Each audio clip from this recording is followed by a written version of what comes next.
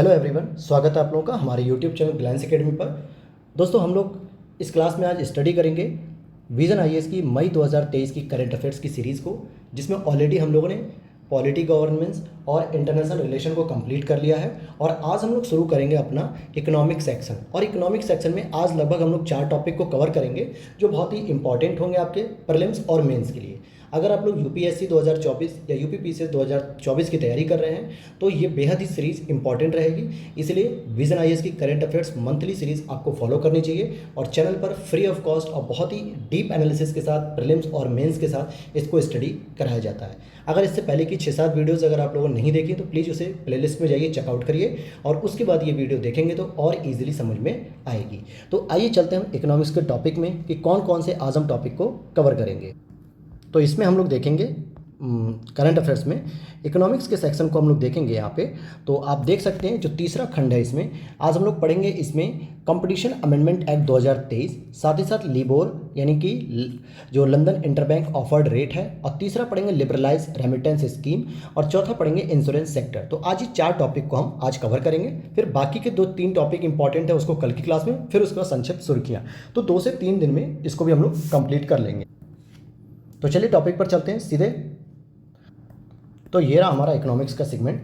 और आगे बढ़ने से पहले बस एक ही रिक्वेस्ट रहेगी आप लोगों से दोस्तों कि अगर चैनल पर पहली बार आए हैं तो प्लीज़ चैनल को सब्सक्राइब कर लीजिएगा और साथ ही साथ बेल नोटिफिकेशन को भी ऑन कर लीजिए ताकि इसी तरीके की अपडेट्स आपको मिलती रहें। यूपीएससी 2024 और यूपीपीसीएस 2024, आरओ बीपीएससी, इनसे संबंधित जो भी मैं अपडेट्स या नोटिफिकेशन के बारे में जानकारी देता हूँ, कंटेंट प्रोवाइड करता हूँ, उन सभी चीज़ों की अपडेट्स आपको मिलती रहे।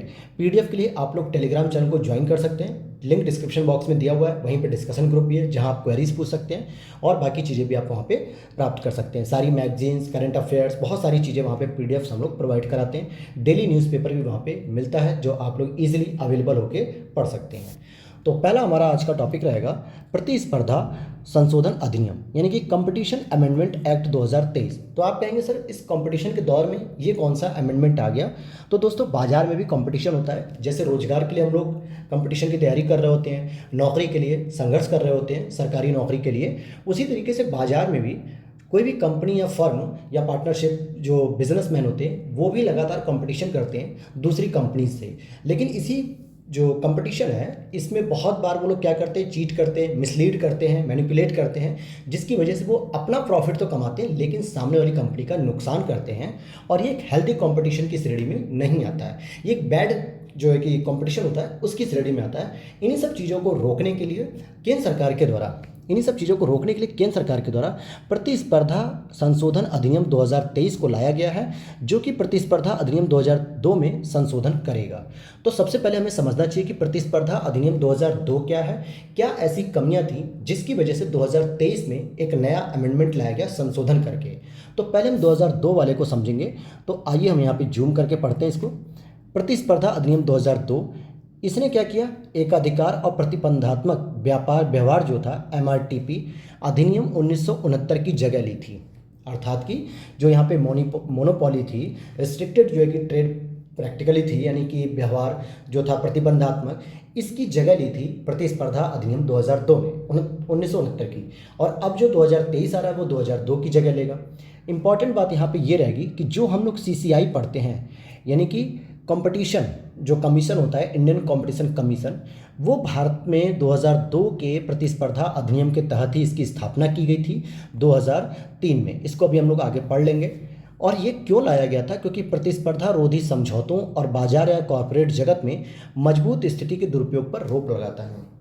जो प्रतिस्पर्धा अधिनियम 2002 था वो क्या करता था कि कोई भी ऐसा समझौता या कोई भी ऐसा बाजार में पॉलिटिक्स जो यानी कह सकते हैं कि बाजार में मजबूत स्थिति किसी की है, अगर कोई बड़ी कंपनी है वो ऐसे अगर काम करती है जिसकी वजह से प्रतिस्पर्धा प्रभावित होती है, बाजार में नकारात्मक प्रभाव पड़ता है, तो ऐसे कंपटीशन या ऐसे एग्रीमेंट्स या ऐसे फर्म्स को रोकती है।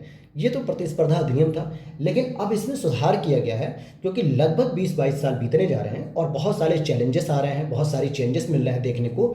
तो इसीलिए केंद्र सरकार ने इसमें संशोधन किया है। और साथ ही साथ इस अधिनियम में समुच्चयों का विनियमन यानी रेगुलेशन ऑफ कॉम्बिनेशंस का भी प्रावधान था। ये समुच्चय क्या होते हैं दोस्तों, या कॉम्बिनेशन? तो ये ऐसे अधिनियम यह अधिनियम ऐसे कॉम्बिनेशन या समुच्चय पर रोक लगाता है जो अधिग्रहण या खरीद या किसी कंपनी या उद्यम पर नियंत्रण या विलय या समामेलन करता है, जिससे भारत में प्रतिस्पर्धा पे वास्तविक रूप से क्या होता है, नकारात्मक प्रभाव पड़ता है। अर्थात ऐसे कुछ काम किए जाते हैं कंपनियों उद्यमों के द्वारा, किसी कंपनी को खरीद लिया जाता है, चोरी से अधिग्रहण कर लिया जाता है, जिससे क्या होता है कि भारत में जो कंपटीशन है उस पर नकारात्मक प्रभाव पड़ता है। इस वजह से सीआई जो था प्रतिस्पर्धात्मक अधिनियम, वो इन सब चीज़ों पे रोक लगाता था। अब वर्तमान में क्या हुआ है, वर्तमान में भारत सरकार के द्वारा इस पे एक नया संशोधन प्रस्ताव लाया गया है और उसमें क्या किया गया है, सबसे पहला जो चेंजेस किया गया है, कॉम्बिनेशन या समुच्चयों की परिभाषा तय कर दी गई है। क्या किया गया इसमें कि जो सीएए की फुल फॉर्म ही होती है आपकी कंपटीशन अमेंडमेंट एक्ट, इसमें साफ कह दिया गया है कि 2000 करोड़ रुपए से अधिक मूल्य के लेन देन वाले कॉम्बिनेशंस की परिभाषा का विस्तार किया गया है और उद्यमों का विलय, खरीद, अधिग्रहण या समामेलन शामिल है।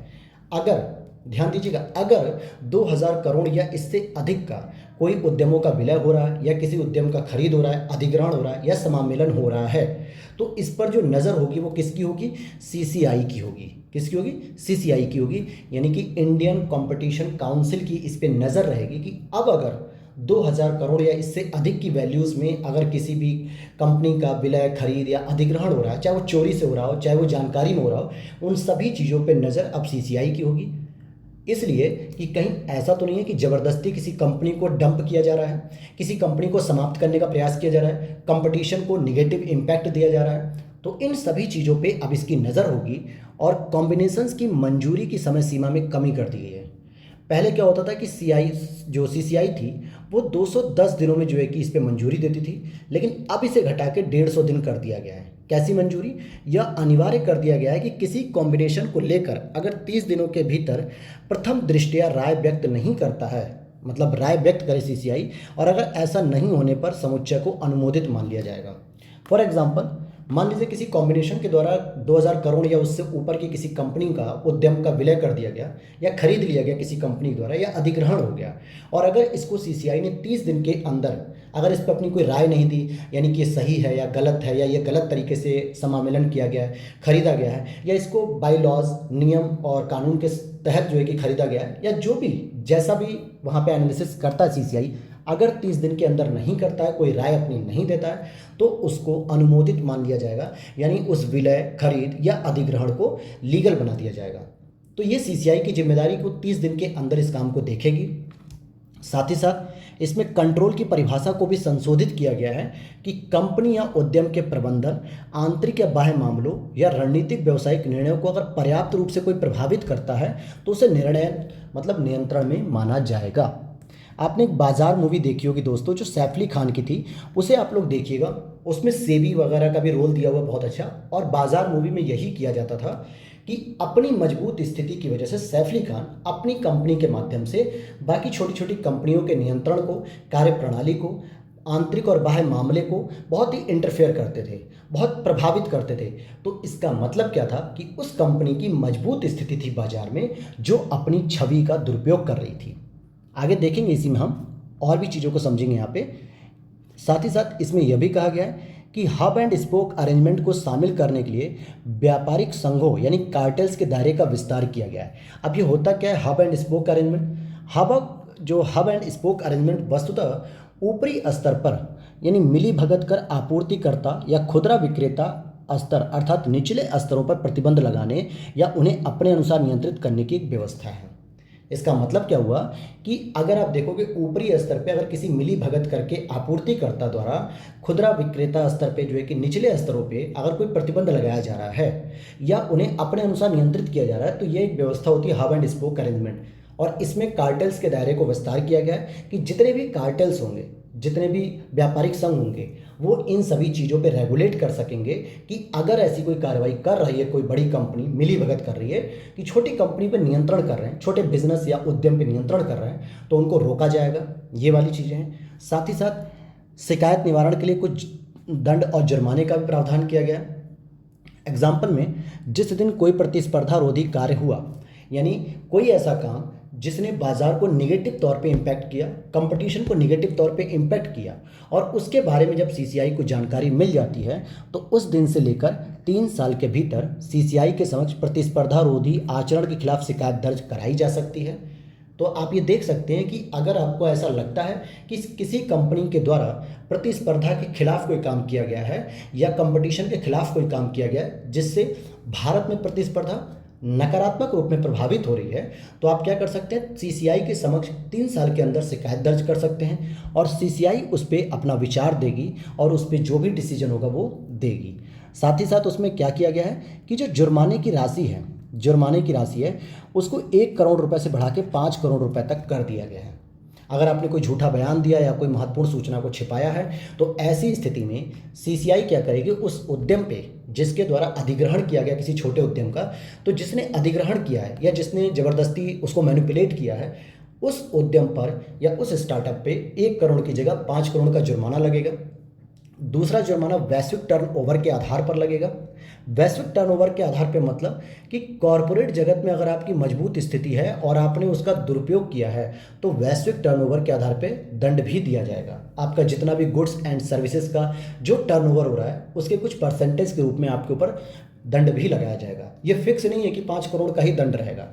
मान लीजिए आपका 50 करोड़ का जो है कि व्यापार होता है और 50 करोड़ पे हो सकता है 20% जो है कि आप पे दंड लगाया जाए, तो 50 करोड़ का 20% कितना हो जाएगा, 10 करोड़ हो जाएगा।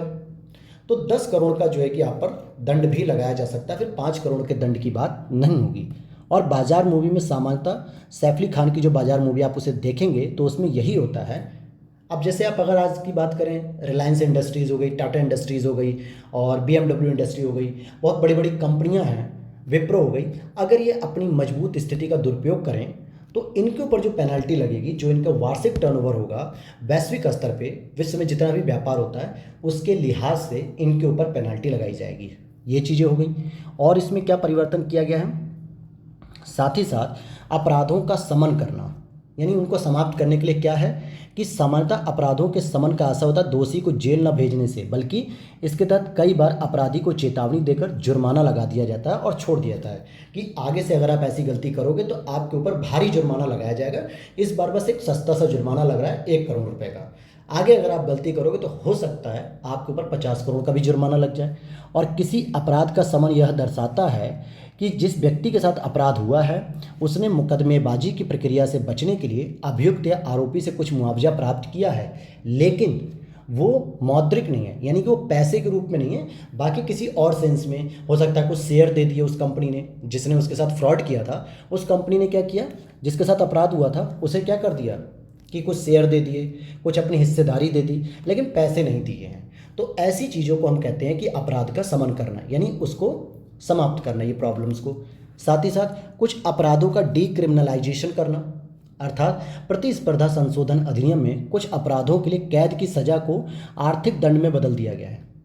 अब यहाँ पर कोई व्यक्ति अगर भ्रष्टाचार कर रहा है या धोखाधड़ी कर रहा है, प्रतिस्पर्धा बाजार को जो है कि प्रभावित कर रहा है, तो ऐसे में अब उसे जेल की सज़ा नहीं होगी बल्कि आर्थिक दंड का भी सज़ा दिया जा सकता है। इसमें कैसा होगा, जैसे प्रतिस्पर्धा रोधी समझौते के संबंध सीसीआई के आदेशों और महानिदेशक के निर्देशों का पालन नहीं किया मान लीजिए किसी कंपनी ने, तो उसे आर्थिक दंड दिया जाएगा। वहीं बाजार या कॉरपोरेट जगत में मजबूत स्थिति का अगर उसने दुरुपयोग किया है तो ऐसी स्थिति में उसे क्या करेगी, सीसीआई आर्थिक दंड के रूप में चुनौती देगी या आर्थिक दंड उसके ऊपर लागू करेगी कि आपको इतना दंड दिया जाता है और आपको ये करना पड़ेगा इतना। ये वाली चीज़ें हो गई। साथ ही साथ अब हम आगे देखते हैं कि प्रतिस्पर्धा अधिनियम 2023 के कुछ अन्य प्रावधान हैं, लेकिन उससे पहले हम इस चीज़ को समझते हैं कि सीसीआई क्या है। प्रीलिम्स में ये पूछा जा सकता है। इसका हेडक्वार्टर दोस्तों नई दिल्ली में है और इसको सीसीआई की स्थापना 2003 में की गई थी, क्योंकि जो 2002 का जो अधिनियम था प्रतिस्पर्धा अधिनियम, इसी के तहत इसकी एक वैधानिक निकाय के रूप में स्थापना की गई थी केंद्र सरकार के द्वारा। सांविधिक नहीं है, वैधानिक है। साथ ही साथ मुख्य कार्य क्या है, प्रतिकूल प्रभाव डालने वाली प्रथाओं को समाप्त करना। प्रतिस्पर्धा पे अगर कोई निगेटिव इम्पैक्ट डाल रहा है तो ऐसी प्रथाओं को समाप्त किया जाएगा। प्रतिस्पर्धा को बढ़ावा देना, उपभोक्ताओं के हितों की रक्षा करना और भारत के बाजारों में व्यापार करने की स्वतंत्रता सुनिश्चित करना। साथ ही साथ कॉरपोरेट कार्य मंत्रालय के अंतर्गत ये काम करता है और इसके जो अध्यक्ष होते थे, एक अध्यक्ष और दो से लेकर 6 तक सदस्य हो सकते थे और इनके अध्यक्ष और सदस्यों का जो कार्यकाल होता है 5 साल या 65 वर्ष। साथ ही साथ ये पुनर्नियुक्ति के भी पात्र होते हैं। तो यहाँ से आप देखेंगे कि प्रीलिम्स में एक ना एक स्टेटमेंट जरूर एग्जामिनर रख देता है आपके यूपीएससी में, क्योंकि जो भी आयोग या जो भी कमीशंस या जो भी जो इंस्टीट्यूशन होते हैं जब वो चर्चा में रहते हैं तो गवर्नमेंट के नज़र में रहते हैं, एग्जामिनर के नज़र में रहते हैं, तो वहाँ से वो बेसिक प्रश्न उठा के पूछ लेते हैं और आप लोग क्या करते हैं, करंट अफेयर्स के चक्कर में उलझ जाते हैं जबकि उसके बेसिक पैटर्न को नहीं पकड़ते हैं। ये अक्सर ये गलतियाँ हो जाती हैं। तो यहाँ पर आपने देख लिया सीसीआई की स्थापना कब हुई, कितने इसके अध्यक्ष होते हैं, क्या कार्यकाल होता है, पुनर्नियुक्ति के पात्र होते हैं कि नहीं, ये किस मंत्रालय के अंतर्गत होता है, ये सारी चीज़ें हमने यहाँ पे समझी। अब हम इसके साथ देखेंगे कि प्रतिस्पर्धा संशोधन अधिनियम 2023 के जो अन्य प्रावधान हैं, जैसे प्रतिस्पर्धा रोधी कार्यवाहियों में निपटान और प्रतिबद्धता की व्यवस्था करना कि जल्दी से जल्दी उसका निपटान किया जाए और प्रतिबद्धता दिखाई जाए सीसीआई के द्वारा कि हम बिल्कुल प्रतिस्पर्धा बाजार को सकारात्मक की ओर ले चलेंगे। ओपन ऑफर जो खुले प्रस्ताव को लागू या शेयरों की खरीद करना, कहा जा रहा है संशोधन के अधिनियम में सीसीआई की मंजूरी से पहले भी कोई उद्यम या कंपनी ओपन ऑफर को लागू कर सकती है, शेयर या प्रतिभूतियों की खरीद कर सकती है। हालांकि ऐसे लेन देन को किसी विनियमित स्टॉक एक्सचेंज के जरिए ही पूरा किया जा सकता है। अर्थात कि सीसीआई की मंजूरी अगर नहीं भी मिली है तो भी कोई कंपनी या उद्यम अपने ओपन ऑफर के माध्यम से शेयर या प्रतिभूतियों को खरीद सकती है, लेकिन वो भी एक विनियमित स्टॉक एक्सचेंज होगा जिस पे नज़र किसकी होगी, सेबी की होगी, सेबी की नज़र होगी।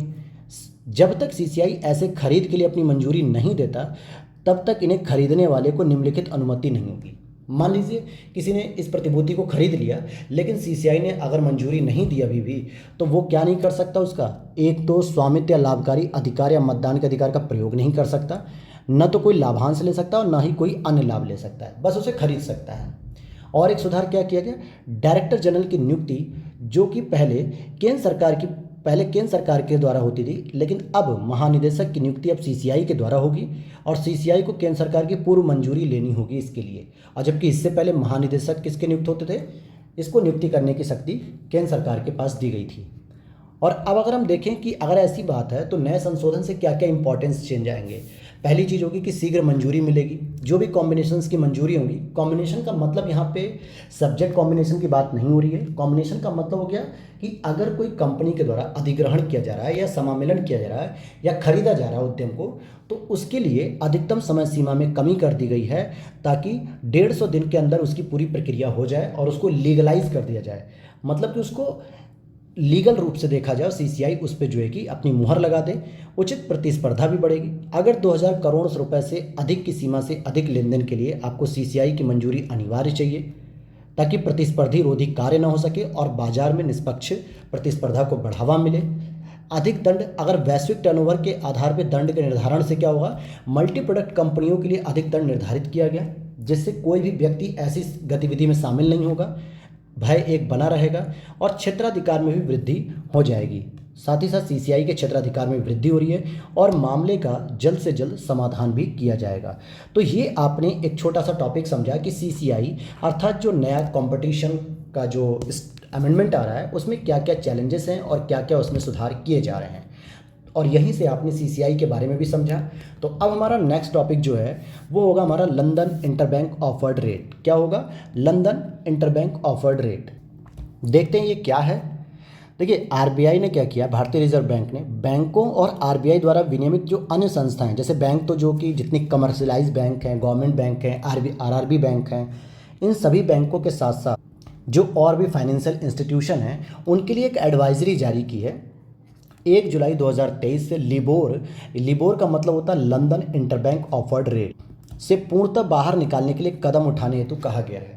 तो आखिर लिबोर से बाहर निकालने की बात क्यों हो रही है? जितने भी भारत के बैंक हैं या जितनी आरबीआई द्वारा संस्थाएं जो रेगुलेटेड होती हैं उन्हें क्यों लिबोर से बाहर निकाला जा रहा है? दूसरी प्रॉब्लम्स आएगी हमारे सामने कि लिबोर है क्या, व्हाट इज़ लिबोर। लिबोर को बस इंग्लिश में पढ़ लें या लिबोर होता क्या वो समझते हैं। तो देखिए लिबोर जो है, मैं इसको शॉर्ट फॉर्म में बोल रहा हूँ, लिबोर एक वैश्विक बेंचमार्क ब्याज दर है। इंपॉर्टेंट देखिएगा, ये ब्याज दर है। होता क्या है इसका, लिबोर का इस्तेमाल वैश्विक स्तर पे ब्याज दर को तय करने के लिए एक बेंचमार्क के तौर पे किया जाता है। जिसमें प्रमुख वैश्विक बैंक अंतर्राष्ट्रीय इंटरबैंक बाजार में एक दूसरे को ऋण देते समय करते हैं और ये ऋण सामान्यतः अल्प अवधि के लिए दिए जाते हैं। तो इसमें लिबोर का प्रयोग किया जाता है। 2014 से पहले लिबोर को ब्रिटिश बैंकर्स एसोसिएशन द्वारा तय किया जाता था, लेकिन अब जो है बेंचमार्क के रखरखाव को यूके फाइनेंशियल कंडक्ट अथॉरिटी के दायरे में लाया गया है। तो इससे समस्या क्या हो रही है? समस्या यहाँ पे ये हो रही है कि 31 दिसंबर 2021 से पहले लिबोर की गणना 5 मुद्राएं आती थी: US dollar, euro, pound, Swiss franc और जापानी येन। इनके लिए जारी की जाती थी और इनमें से प्रत्येक मुद्रा के संबंध में 7 अवधियाँ होती थी: ओवरनाइट, 1 सप्ताह, 1 महीना, 2 महीना, 3 महीना, 6 महीना और 12 महीने। साथ ही साथ मार्च 2021 से इसे चरणबद्ध रूप से वापस लेने की घोषणा कर दी गई थी और केवल यूएस डॉलर पर आधारित लिबोर जारी करने की अनुमति दी गई थी। बाकी इन सभी 4 देशों की जो मुद्राएं थी इनको समाप्त कर दिया गया। इसका उपयोग वाणिज्यिक उत्पादों जैसे floating rate certificate of deposit, variable rate mortgage आदि के लिए किया जाता है। तो लिबोर से क्या होता है, जितने भी बैंक हमारे भारतीय बैंक इसका प्रयोग कर रहे हैं या जितनी भी इंस्टीट्यूशन है, जो फाइनेंशियल इंस्टीट्यूशन है जो इनका प्रयोग कर रही हैं, उससे क्या हो रहा है, हमें और आपको जो लोन मिलता है डायरेक्टली नहीं इनडायरेक्टली हमारे ऊपर प्रभाव होता है। हम उसकी वजह से महंगे जो है कि लोन को खरीदते हैं, हमें जो ब्याज रेट होती है वो हमें ज़्यादा देना पड़ता है। तो इन्हीं सब चीज़ों को कम करने का प्रयास किया जा रहा है ताकि ग्राहकों को सस्ते दरों पर ऋण प्राप्त हो सके और लिबोर से जो है कि भारत बाहर निकले। क्या है लिबोर? और अगर हम आगे देखते हैं तो ये है क्या?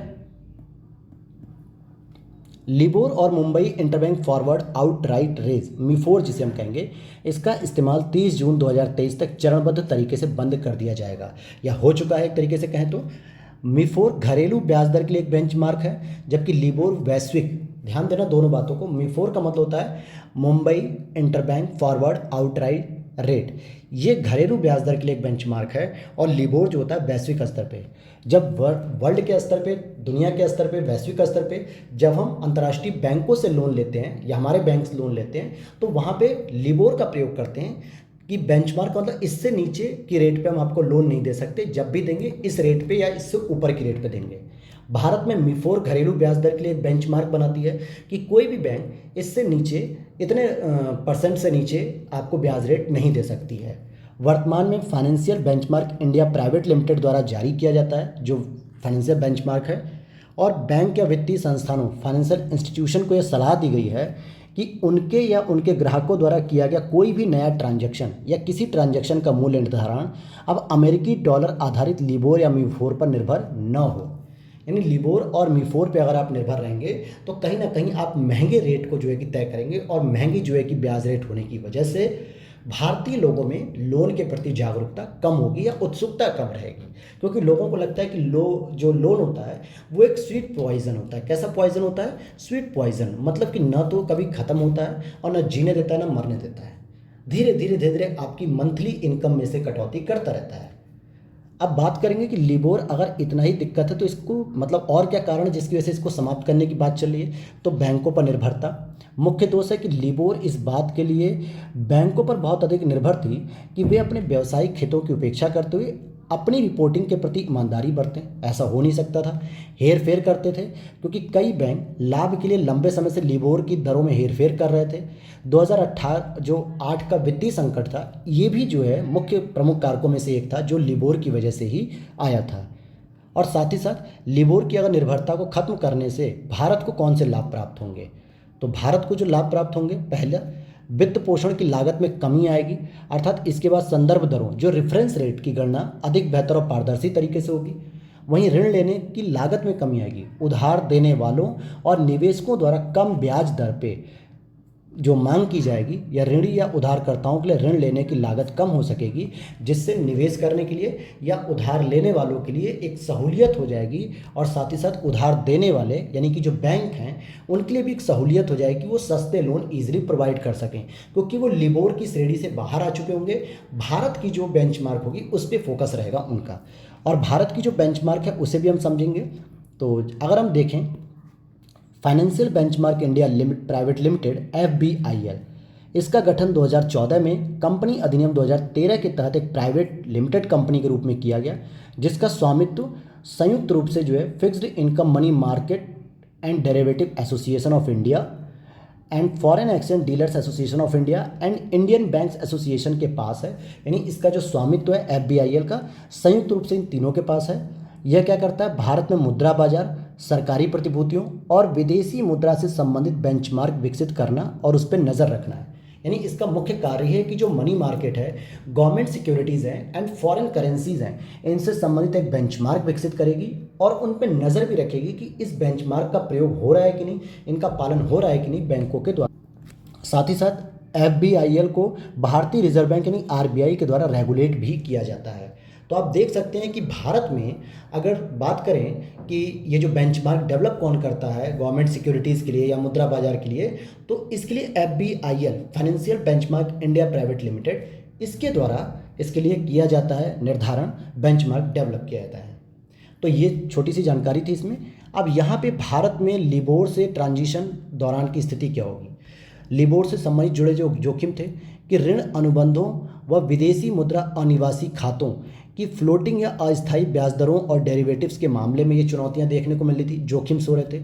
वहीं वैकल्पिक संदर्भ दर यानी अल्टरनेटिव्स रेफरेंस रेट, जिसको हम ARR कहेंगे, जो कि आरबीआई ने इसकी स्थापना की है एक प्रणाली के रूप में, ताकि क्या होगा कि यह प्रणाली बैंकों को अंतर्राष्ट्रीय वित्तीय लेन देन के लिए ब्रिटिश पाउंड के बजाय मुद्राओं की एक बास्केट से दरें चुनने की सुविधा प्रदान करती है। यानी जो भी आपको पसंद आए उसमें से आप कोई भी एक मुद्रा को चुन लीजिए बास्केट में से और उसमें जो है कि अपना लेन देन करिए। कोई ज़रूरी नहीं है कि आप ब्रिटिश पाउंड में ही करेंगे। ये एक अल्टरनेटिव रेफरेंस रेट देता है। साथ ही साथ आरबीआई ने financial benchmark India private limited द्वारा प्रशासित महत्वपूर्ण बेंचमार्क की एक सूची में मिफोर को भी शामिल किया है। मिफोर समायोजित secured overnight financing rate so far पर आधारित होगी। तो अब ये क्या है, इसको अभी हम आगे समझ लेंगे। अब यहाँ पर आप देखेंगे कि लिबोर का अगर इस्तेमाल नहीं करने से जुड़ी चुनौतियाँ क्या हैं। अगर हम लिबोर का इस्तेमाल नहीं कर रहे हैं तो पहली चीज़, लिबोर की जगह उपयुक्त ARR अल्टरनेटिव रेफरेंस रेट की पहचान करना और उन्हें अपनाना। ये कई देशों और बाज़ारों ने अलग अलग दरों का चयन किया है, जिससे भारत को भी अलग दर का चयन करना पड़ेगा। जैसे अगर आप देखेंगे तो यूएसए ने क्या किया है, सोफर का किया है, secured overnight financing rate. Europe ने क्या किया है, ये आपका यूरोप का यूरोपियन इंटरबैंक ऑफर्ड है। जापान का टिबोर है, चीन का सिबोर है, इंडिया का modified Mumbai interbank forward overwrite rate. ये भारत के द्वारा प्रयोग किया जाता है यहाँ पर ARR के रूप में, क्योंकि लिबोर को जब समाप्त किया जाएगा तो एक अल्टरनेटिव रेफरेंस रेट की तो बात होनी चाहिए। वो अल्टरनेटिव रेफरेंस रेट कौन सी होगी, MFI-FOR, तो इसका प्रयोग किया जाएगा। वहीं फॉल बैक का समाधान करना, जैसे जैसे मुद्रा बास्केट व्यापक होती जाएगी, यानी कि जहां इसमें भी 5 मुद्राएं हैं, बढ़ते हुए 6, 7, 8 और भी मुद्राएं इसमें शामिल होंगी। बैंकों और वित्तीय संस्थानों को अपने विशेष उत्पादों और अनुबंधों के लिए ARR की उपयुक्त का आकलन करने की आवश्यकता होगी। तो ये भी एक चुनौती देखने को मिलेगी हमें आगे चल के। और फिर हम बात करेंगे ट्रांजिशन के दौरान अधिक निवेश। लिबोर से जब निर्भरता की समाप्ति के दौरान आंतरिक प्रणाली, प्रक्रियाओं और मॉडल में काफ़ी हद तक समायोजन की आवश्यकता होगी। साथ ही साथ लिबोर की जगह अगर हम ARR को अपनाने की प्रक्रिया में कई चरण और वित्तीय संस्थाएं भी शामिल होंगी। वित्तीय संस्थानों जैसे कि गैर बैंकिंग संस्थान अब भी लिबोर की समाप्ति से जुड़े प्रभावों का आकलन करने के लिए चुनौतियों का सामना कर रहे हैं। तो ये था आपका लिबोर से संबंधित, जो आप समझ गए होंगे कि लिबोर क्या है। एक तरीके से अंतर्राष्ट्रीय स्तर पे जो बैंक हैं जब वो ऋण वगैरह देते हैं या लोन देते हैं तो उसमें लिबोर के मानक का प्रयोग करते हैं। हालांकि पहले तो 5 बास्केट, मतलब एक बास्केट में जो 5 करेंसीज थी उसका प्रयोग होता था, लेकिन अब US डॉलर का केवल हो रहा था। तो आरबीआई ने कहा कि अब इसका भी हमने छोड़ना चाहिए और अल्टरनेटिव्स जो है कि रेफरेंस रेट का प्रयोग करना चाहिए, जिससे ग्राहकों को, इन्वेस्टर्स को ईजिली जो है कि लोन प्राप्त हो और कम से कम रेट में प्राप्त हो। तो इसीलिए इस पर फोकस किया गया दोस्तों। अब हम चलते हैं अपने नेक्स्ट टॉपिक की ओर। आप लोग कमेंट बॉक्स में ज़रूर बताइएगा कि ये सीरीज़ कैसी लग रही है आपको और कितना ये हेल्पफुल है आपके लिए, और टॉपिक आपको समझ में आ रहे हैं कि नहीं। ईजी लैंग्वेज में मैं बता रहा हूँ, जहाँ पे प्रीलिम्स और मेंस के लिए जो इंपॉर्टेंट होंगे वो भी मैं डिस्कस कर रहा हूँ कि कौन से डेटा आप प्रीलिम्स में यूज कर सकते हैं, कौन से मतलब मेंस में यूज कर सकते हैं। नेक्स्ट टॉपिक है हमारा लिबरलाइज रेमिटेंस स्कीम, जिसको हम LRS के रूप में जानते हैं, उदारीकृत विप्रेषण योजना। पहली चीज़ आप ये समझिए कि जो रेमिटेंस होता है दोस्तों, रेमिटेंस एक तरीके से होता है विदेशों से जो पैसा आता है हमारे यहाँ। दुनिया में सबसे अधिक पैसा रेमिटेंस के रूप में भारत से ही प्राप्त होता है, भारत को ही प्राप्त होता है, क्योंकि भारत के जो बहुत सारे लोग हैं, एनआरआईज लोग हैं या भारतीय निवासी जो बाहर जाके काम कर रहे हैं, वहाँ से वो डॉलर के रूप में जब भारत पैसा भेजते हैं तो उसी को हम लोग रेमिटेंस के रूप में जानते हैं। केंद्रीय वित्त मंत्रालय ने भारतीय निवासियों द्वारा विदेशों में क्रेडिट कार्ड से किए जाने वाले खर्च को भारतीय रिजर्व बैंक की उदारीकृत विप्रेषण योजना में शामिल कर दिया है। अब यहाँ पे सोचने वाली बात है कि जो भारतीय निवासी यानी कि जो भारत के ही निवासी हैं, भारत के नागरिक हैं, जब वो विदेश की ट्रिप पे जाते हैं, किसी कॉन्फ्रेंस में जाते हैं या किसी जो है कि कोचिंग इंस्टीट्यूट या पढ़ाई करने के लिए जाते हैं, फॉरेन स्टडी करने के लिए जाते हैं या हनीमून ट्रिप पे गए या कहीं घूमने के लिए भी जा रहे हैं, तो उसमें क्या किया जाता है कि जब वो क्रेडिट कार्ड से कहीं पेमेंट करते हैं, क्योंकि हमारे पास जो भी क्रेडिट कार्ड्स होते हैं उसमें एक तो इंडिया लेवल पे अप्लाई होते हैं, प्लैटिनम, गोल्ड, सिल्वर जो भी होते हैं, और एक क्रेडिट कार्ड होता है जो आप इंटरनेशनली यूज कर सकते हैं। इंटरनेशनल लेवल पर भी आप उस क्रेडिट कार्ड को यूज कर सकते हैं, पैसे उससे निकाल सकते हैं, सामान खरीद सकते हैं। तो ऐसी स्थिति में जो एनआरआईज नहीं है, ये ध्यान देना कि एनआरआईज नहीं है बल्कि भारतीय निवासी हैं, रेजिडेंट हैं यहाँ के, ये बाहर जब घूमने जाते हैं किसी काम से, तो एलआरएस के तहत एक वित्तीय वर्ष में $2.5 लाख तक विप्रेषण की अनुमति है, यानी विदेशों में पैसा भेजने या खर्च करने की। आप समझिएगा, जैसे मान लीजिए हम अपनी फैमिली के किसी एक मेंबर को फॉरेन में पढ़ा रहे हैं, स्टडी करा रहे हैं, तो हम फॉरेन में उसको खर्चा यहाँ से भेज रहे हैं, तो एक साल में $2.5 लाख से अधिक नहीं भेज सकते। अगर आज की रेट जो $80 के हिसाब से है कैलकुलेट करूँ तो लगभग 2 करोड़ धनराशि हो जाती है। अर्थात एक साल में आप विदेश के स्तर पे 2 करोड़ से अधिक रुपए नहीं भेज सकते, न 2 करोड़ से अधिक आप खर्च कर सकते हैं। अब आप कहेंगे सर फॉरेन में बहुत सारी मूवीज़ की शूटिंग होती हैं या आप देखेंगे कि बहुत सारे सॉन्ग शूटिंग होती है, तो उसमें भी तो भारतीय इन्वेस्टर्स के पैसे लगते हैं, 2 करोड़ से अधिक क्या बहुत पैसे खर्च होते हैं। तो दोस्तों उसके लिए गवर्नमेंट से वो परमिशन लेते हैं, सरकारी जानकारी रहती है उनके पास, गवर्नमेंट को पहले से ही इन्फॉर्म किया जाता है कि हमारा ये बजट है और इतने करोड़ का हमारा क्रेडिट वहाँ पे भुगतान होगा, इतना खर्च होगा, जिसकी हम जानकारी आपको पहले ही दे रहे हैं। थोड़ा बहुत आगे पीछे होगा तो वो भी हम जानकारी दे देंगे। तो वर्तमान स्थिति क्या है, अब तक निवासी भारतीय द्वारा विदेशों में क्रेडिट कार्ड के उपयोग को विप्रेषण संबंधी $2.5 लाख की सीमा से बाहर रखा गया था, लेकिन अब केंद्रीय वित्त मंत्रालय ने इन लोगों को भी इसमें शामिल कर दिया गया है और यह छूट विदेशी मुद्रा प्रबंधन एक्ट 2000 के तहत मिली हुई थी। विदेशों में डेबिट कार्ड से होने वाले लेन देन को एलआरएस में पहले ही शामिल किया जा चुका है। अब जो किया जा रहा है वो क्रेडिट कार्ड को शामिल किया जा रहा है। तो डेबिट कार्ड ऑलरेडी हो चुके थे शामिल, लेकिन अब क्रेडिट कार्ड को भी शामिल किया जा रहा है। यह विनियमन क्या करेगा, जो धनाढ्य व्यक्ति हैं, जो अमीर व्यक्ति हैं, उनके द्वारा जो विदेश यात्राओं के दौरान किए जाने वाले खर्च को प्रभावित करेगा, क्योंकि अब वो 2 करोड़ से ज़्यादा खर्च नहीं करेंगे बिना गवर्नमेंट को इन्फॉर्म किए। इस विनियमन के चलते अब क्रेडिट कार्ड के जरिए होने वाले विदेशी खर्च के विवरण की रिपोर्ट संबंधित अधिकारियों को सौंपनी होगी।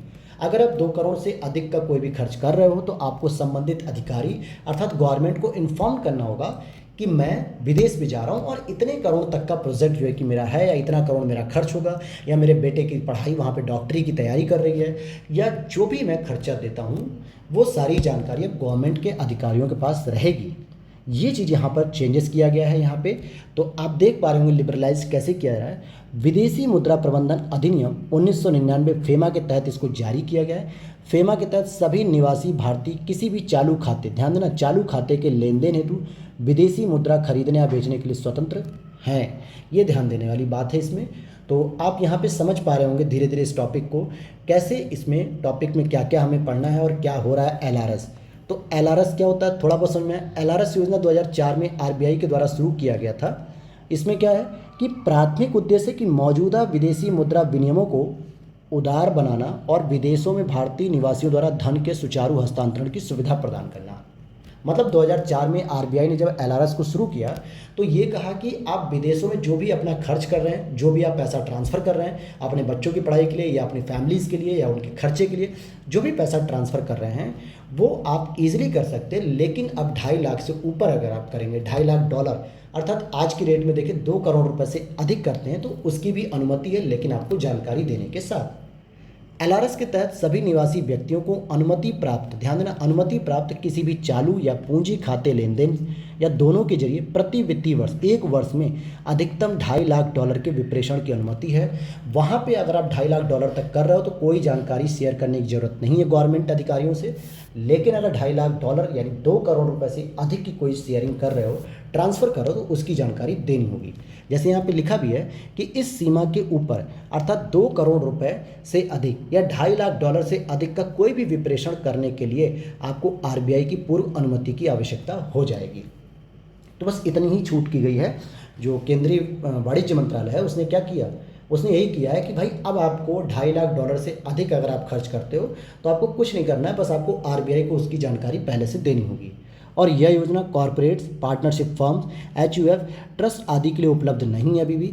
विप्रेषण किसी भी मुक्त रूप से परिवर्तनीय विदेशी मुद्रा में किया जा सकता है। ठीक है, इतनी बात समझ में आ गई। अब यहाँ पर अगर आप देखेंगे कि 2 प्रकार की जो है कि विप्रेषण होते हैं, एक होता प्रतिबंधित, एक होता स्वीकार योग्य। प्रतिबंधित में क्या दिया हुआ है कि अनुसूची फर्स्ट के तहत विशेष रूप से प्रतिबंधित या अनुसूची सेकंड के तहत विशेष रूप से प्रतिबंधित रहता है। वहीं फॉरेन एक्सचेंज में व्यापार के उद्देश्य से विप्रेषण पर प्रतिबंध लगा दिया जाएगा दूसरे देशों में। और एफएटीएफ यानी फाइनेंशियल एक्शन टास्क फोर्स ने जिन देशों को गैर सहयोगी देश घोषित किया यानी आतंकवादी गतिविधियों में संलिप्त रहते हैं, वहाँ पे पूंजी खाता विप्रेषण प्रतिबंधित कर दिया गया। पता चला आप गए और उन देशों में आपने किसी टेररिस्ट फंडिंग कर दी, टेररिस्ट को जो है कि किसी फंडिंग कर रहे हैं आप, तो ये गलत हो जाएगा। एफएटीएफ ने उसे प्रतिबंधित कर रखा है। वहीं जिन व्यक्तियों या संस्थाओं की ओर से यह जोखिम है कि वे आतंकी गतिविधियों को अंजाम दे सकते हैं, उनके रेमिटेंस पे प्रतिबंध लगाया गया है। और विदेशी मुद्रा में किसी अन्य निवासी को उपहार देने के लिए विप्रेषण पर प्रतिबंध भी लगा दिया गया है। आप ऐसा नहीं कि विदेश में गए और आपने उपहार के रूप में कुछ भी दे दिया और उसकी जानकारी गवर्नमेंट को नहीं दी, तो $2.5 लाख से अधिक की आप कोई उपहार भी नहीं दे सकते। लेकिन स्वीकार योग की बात करेंगे, जो परमिशेबल होगा उसमें नेपाल और भूटान को छोड़कर किसी और देश की निजी यात्रा के लिए विप्रेषण पर प्रतिबंध नहीं होगा। निजी यात्रा के लिए, उपहार या दान के लिए विप्रेषण पर प्रतिबंध नहीं होगा। रोजगार के लिए अगर आप विदेश जाते हैं तो उस स्थिति में जो भी विप्रेषण होगा यानी जितना भी रेमिटेंस आप यूज करेंगे उस पर कोई प्रतिबंध नहीं होगा। यदि कोई प्रवासी के तौर पर विदेश जाता है तो उस स्थिति में विप्रेषण पर कोई प्रतिबंध नहीं होगा। विदेश में रह रहे अपने सगे संबंधियों के भरण पोषण के लिए अगर आप कोई पैसा भेज रहे हैं, डॉलर भेज रहे हैं, तो उस पर भी कोई प्रतिबंध नहीं है, बस आपको जानकारी देनी है।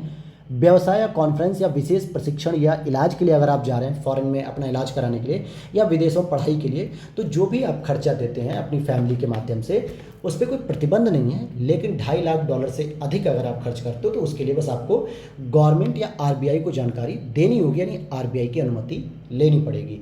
तो बस इतना ही चेंजेस है और कुछ नहीं। और दूसरा चेंजेस क्या है कि डेबिट कार्ड पे तो ऑलरेडी है ये, इस बार इसको क्रेडिट कार्ड पे भी अप्लाई कर दिया गया है। बस इतना ही चेंजेस है।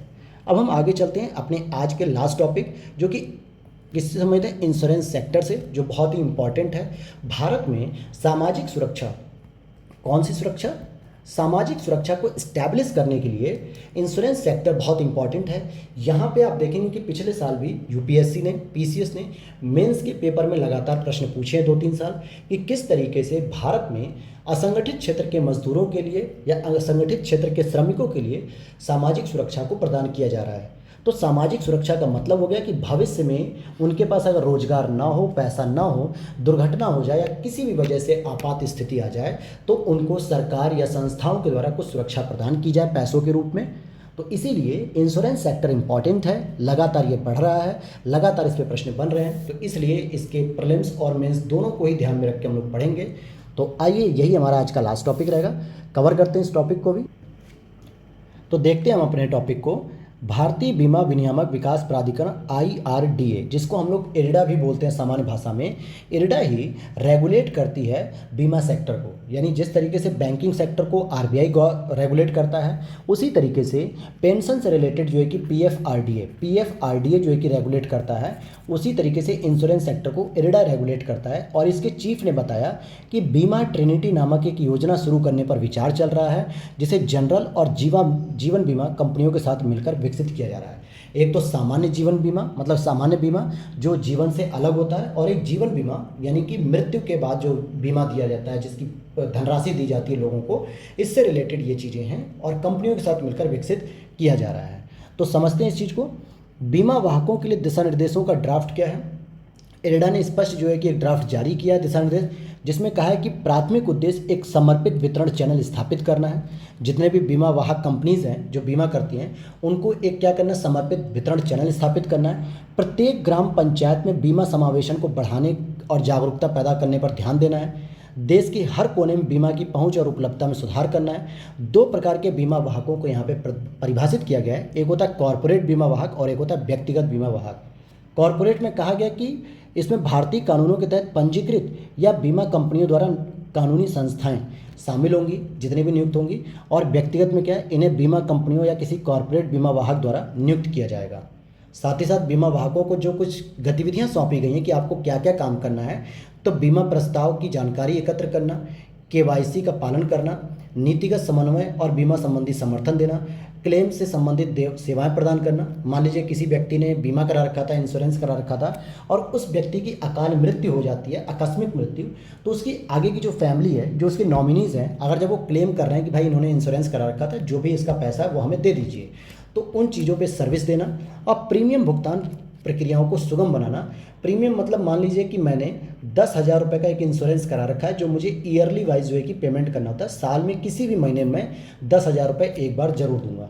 तो इसको मैं कैसे पेमेंट करूं, ऑनलाइन मोड में करूं या ऑफलाइन मोड में करूं, ये ऑटोमेटिकली जो है कि ऑटो जनरेटेड हो जाना चाहिए। ये सभी प्रक्रियाओं को ईजी बनाना है, सुगम बनाना है कि कैसे कोई व्यक्ति प्रीमियम का भुगतान कर सकता है अपना।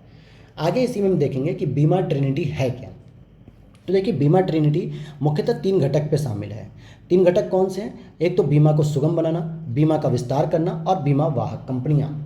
बीमा सुगम बनाने का मतलब हो गया कि यह बीमाकर्ताओं और वितरकों को एकीकृत करने वाला एक प्लेटफॉर्म होगा। यह ग्राहकों के लिए वन स्टॉप शॉप के रूप में कार्य करेगा, जहां पे ग्राहक किसी पोर्टल से अपनी बीमा सेवाओं के लिए अनुरोध कर सकते हैं और दावों का निपटान भी करा सकते हैं जो भी उन्होंने क्लेम्स की हैं।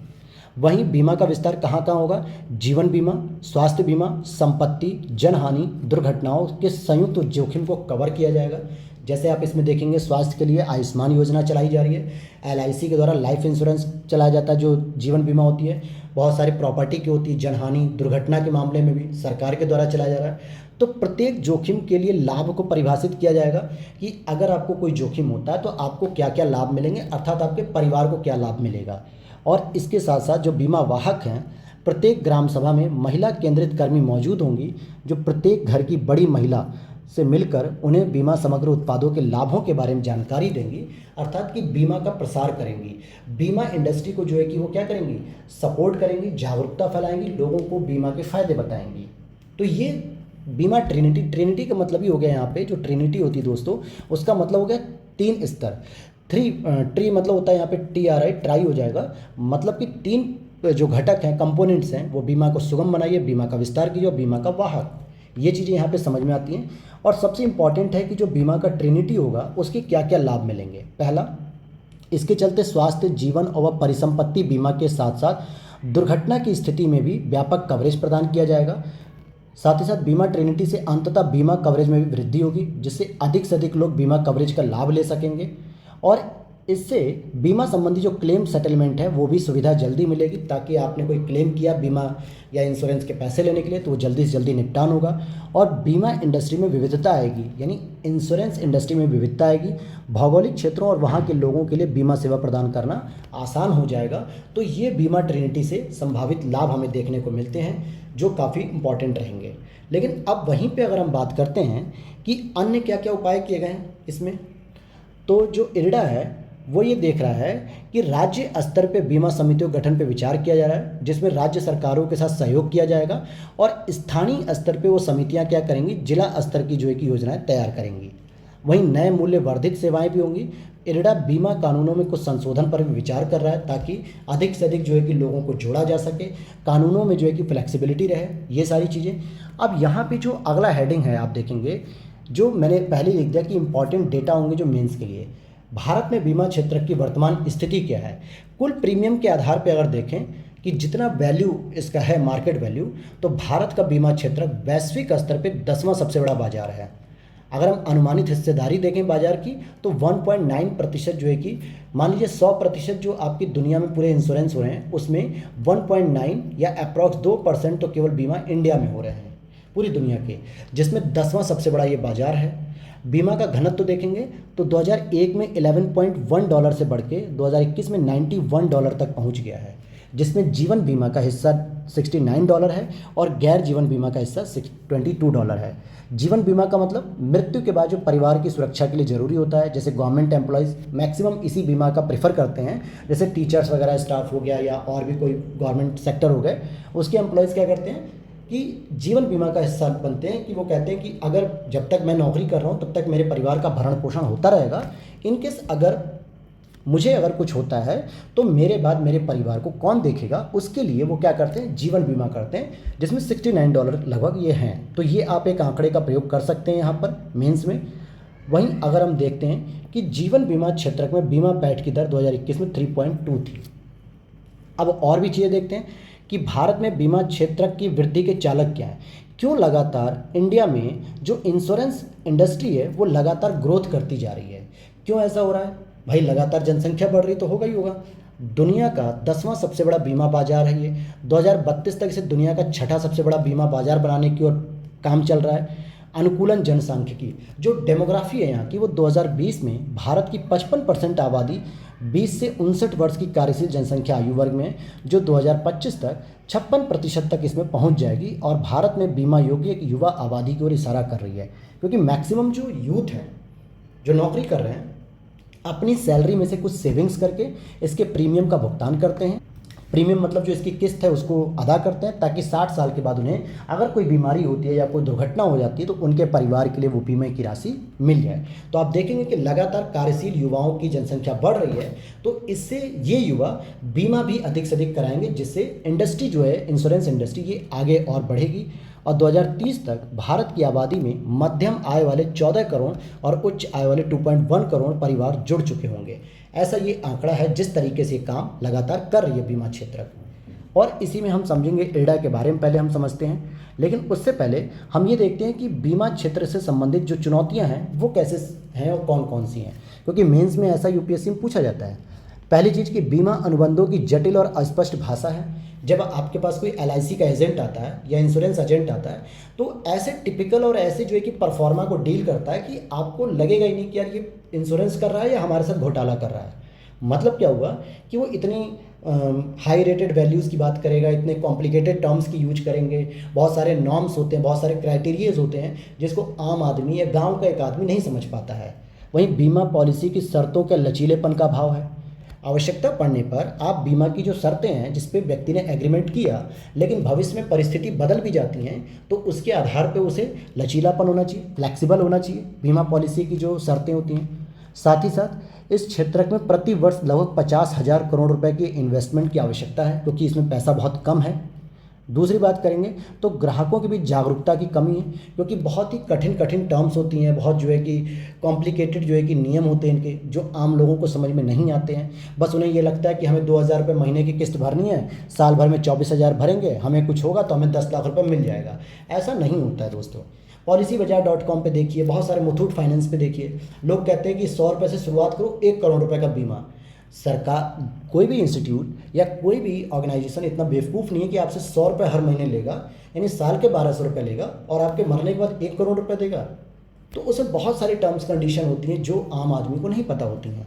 बीमाकर्ताओं की ग्रामीण भागीदारी बहुत कम है, गाँव में लोग करते नहीं हैं। क्यों? क्योंकि वो कहते हैं कि यार हमारी इनकम ही 10,000 रुपये है गांव में, और हम उसमें से 5,000 रुपये आपको खाली एक इंश्योरेंस प्रीमियम भरने के लिए दे दें तो 5,000 रुपये में हमारा खर्चा थोड़ा चलेगा परिवार का, तो हम नहीं कर पाएंगे क्योंकि इसकी प्रीमियम की जो राशि है वो बहुत महंगी है, कम करिए। वही बीमा का कवरेज बहुत कम है भारत में, ये लगातार अभी भी कम है, इसको बढ़ाने के कार्य किए जा रहे हैं इरडा के द्वारा। तो यही एक इसकी चुनौती भी है जो सबसे इम्पॉर्टेंट है। आपसे मेंस में अगर पूछता है तो आपको लिखना पड़ेगा ये कि ये सारे प्रॉब्लम्स हैं जिसमें अभी सुधार करने की आवश्यकता है। और आगे देखते हैं अब यहाँ पर हम इरडा के बारे में समझते हैं। सबसे पहले इसका हेडक्वार्टर समझते हैं, हैदराबाद तेलंगाना, क्योंकि मैक्सिमम हम लोग देखते हैं कि जितने भी गवर्नमेंट ऑर्गेनाइजेशन होते हैं उनके हेडक्वार्टर दिल्ली होते हैं, लेकिन इसका दिल्ली में नहीं है, ये इंपॉर्टेंट याद रखना, हैदराबाद तेलंगाना में है। वित्त मंत्रालय के वित्तीय सेवा विभाग के तहत ये कार्यरत है और संसद ने इरडा अधिनियम 1999 के तहत एक वैधानिक निकाय के रूप में इसे गठित किया है। साथ ही साथ ये क्या काम करती है, जितनी भी बीमा कंपनियां होती हैं उन्हें लाइसेंस प्रदान करती है या तो उनके लाइसेंस का नवीनीकरण करती है। साथ ही साथ पॉलिसी धारकों के हितों की रक्षा करती है, जो पॉलिसी धारक हैं जिन्होंने बीमा कराया है उनके हितों को सुरक्षित रखेगी। निवेश को विनियमित करती है, जो इस इंडस्ट्री में निवेश हो रहा है, और बीमा व्यवसाय से जुड़ी संस्थाओं का निरीक्षण, पूछताछ और जांच भी लगातार करती रहती है। जो भी संस्थाएं जैसे LIC जुड़ी हुई है, मुथूट फाइनेंस है, policybazaar.com है, इन सब का रेगुलेशन भी करती है, इंक्वायरीज भी करती है और ज़रूरत पड़ने पे इन्वेस्टिगेटिंग भी करती है।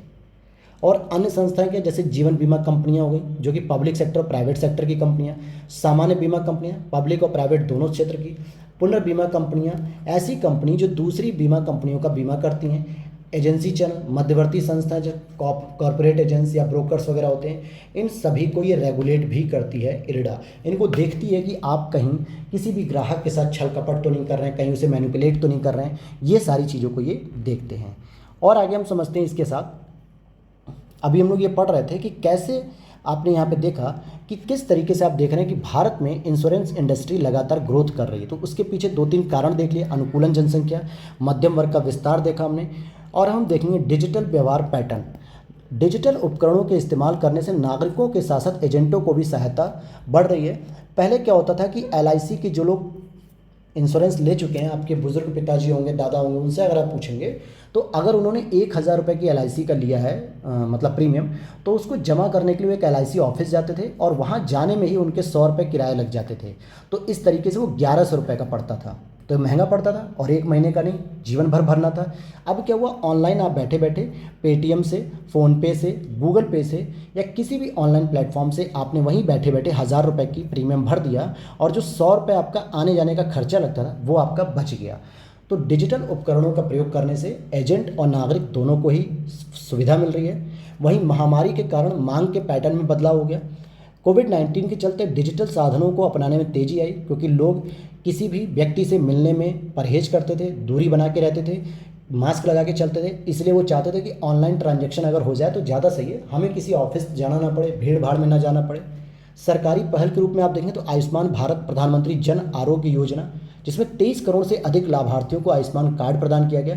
ये भी एक तरीके से स्वास्थ्य संबंधी क्या है, हेल्थ इंश्योरेंस है। ये भी क्या है, स्वास्थ्य के सेक्टर में एक बीमा प्रदान किया गया गवर्नमेंट के द्वारा।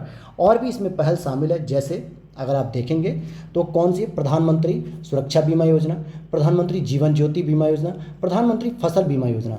अगर फसल को नुकसान होता है तो इसके लिए भी गवर्नमेंट क्या करती है, रबी की फसल, खरीफ की फसल, इनके आधार पे बीमा करती है इन फसलों का और आपको बदले में रिटर्न भी देती है। अगर प्राकृतिक आपदा की वजह से आपकी फसलें नुकसान हो जाती हैं तो उस पर रिटर्न्स भी देती है। वहीं निवेश के अवसर को देखेंगे तो 2013-14 से लेके और 2021-22 के बीच में निजी क्षेत्र की कई कंपनियों के प्रवेश से सरकार के स्वामित्व वाली कंपनियों के हिस्सेदारी में गिरावट आई है। यह गिरावट जीवन बीमा और गैर जीवन बीमा दोनों क्षेत्रों में दर्ज की गई है। पहले क्या होता था, LIC देती थी, केवल पहले LIC देती थी बीमा। अब क्या, policybazaar.com, मुथूट फाइनेंस, म्यूचुअल, बहुत सारे जो है कि आप देखेंगे प्लेटफॉर्म्स ऐसे आ गए हैं जो आपको क्या कर रहे हैं, अधिक से अधिक आपको बीमा दे रहे हैं, यानी कि कम आपका इंश्योरेंस कर रहे हैं। और इससे क्या हो रहा है, जो गवर्नमेंट सेक्टर की जो कंपनी थी उसकी गिरावट लगातार देखने को मिल रही है। और एक जानकारी आप रखिएगा कि सरकार ने घरेलू बीमा कंपनियों में जो FDI आती थी उसका स्तर 49% से बढ़ा के 74% कर दिया गया है। और ये कोविड-19 के दौरान ही किया गया था, कोविड-19 के दौरान ही इसे किया गया था, 49% से बढ़ा के 74%। और शायद पिछले साल ही इसे प्रीलिम्स में एक स्टेटमेंट के थ्रू पूछ लिया गया है, तो ये ध्यान दीजिएगा। इतनी बात क्लियर हो गई। और हम सब कुछ जानने के बाद एक इम्पॉर्टेंट डेट को याद रख लें कि 2047 तक सभी के लिए बीमा, यानी इंश्योरेंस फॉर ऑल, ये जो मिशन है, इरडा का जो लक्ष्य है, इसे प्राप्त करने में मदद करेगा, क्योंकि बीमा कवरेज में काफ़ी अधिक वृद्धि की आशा व्यक्त की जा रही है लगातार। तो 2047 तक एक टारगेट रखा गया है कि सभी के लिए बीमा होना चाहिए और ये इरडा का लक्ष्य भी है। तो ये था दोस्तों जो है कि, और एक और जानकारी, भारतीय बीमा सूचना ब्यूरो से रिलेटेड, जिसकी स्थापना 2009 में की गई थी और ये इरडा के द्वारा स्थापित किया गया था। एक औपचारिक उद्घाटन इसका 2010 में हुआ। खुद इरडा की जो स्थापना थी वो 1999 में की गई थी। 2012 में आंध्र प्रदेश सोसाइटी पंजीकरण अधिनियम के तहत एक पंजीकृत स्वतंत्र सोसाइटी है जो बीमा क्षेत्र से संबंधित सूचनाओं के भंडार और बीमा विश्लेषण के लिए एकल मंच के रूप में कार्य करती है। मतलब इरडा को जो भी जानकारी चाहिए कि कितना बीमा हो रहा है, कितना नहीं हो रहा है, कौन लोग बीमा करा रहे हैं, किस सेक्टर में ज़्यादा बीमा हो रहा है, हेल्थ में हो रहा है या लाइफ में हो रहा है या एजुकेशन में हो रहा है, ये सभी सूचनाएं या सभी जो है कि डेटा जो भी दिए जाते हैं वो सारे के सारे भारतीय बीमा सूचना ब्यूरो के द्वारा ही दिए जाते हैं, जो एक स्तर पे ही सारे के सारे जानकारी को कलेक्ट करता है। तो ये थी आज की क्लास और आज हमने 4 टॉपिक को कवर किया है और कल हम लोग पढ़ेंगे डेमोग्राफिक डिविडेंड यानी जनसांख्यिकी लाभांश। और ये इंपॉर्टेंट है दोस्तों यूपीएससी मेंस में, जो कि आप लोग अगर 2023 में दे रहे हो या 2024 में दोगे या 2025 में दोगे तो यहाँ से डायरेक्ट प्रश्न पूछे जाते हैं, यहाँ से डायरेक्ट प्रश्न पूछ लिए जाते हैं डेमोग्राफिक डिविडेंड के लिए, प्रीलिम्स में भी और मेंस में भी। तो कल हम इसकी स्टडी करेंगे, बहुत डिटेल से समझेंगे और उम्मीद करता हूँ कि आज की क्लास आपको बहुत पसंद आई होगी। तो वीडियो अच्छी लगी तो लाइक कर दीजिएगा, अगर आपका मन करे तो चैनल को सब्सक्राइब कर लीजिएगा, अदरवाइज कोई बात नहीं, आप लोग बस पढ़ते रहिए, यही हमारी इच्छा है। और मिलते हैं नेक्स्ट वीडियो में। Thanks for watching.